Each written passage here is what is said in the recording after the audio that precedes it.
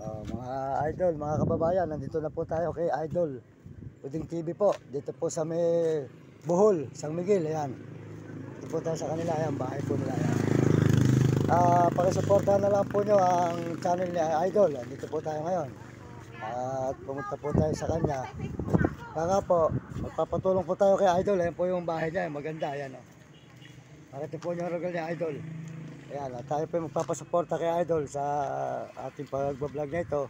Ayan, pakisuportahan po nyo ang channel ni Idol Uding TV. Ayan po, pakisuportahan po nyo sa channel niya.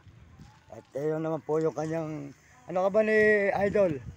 Kapatid ka ba ni Idol? Ate, kapatid ka ni Idol? Ayun.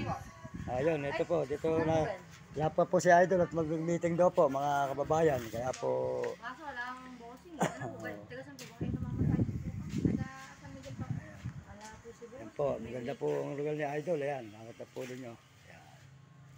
Yan po ang bahay ni Idol. Kayo po.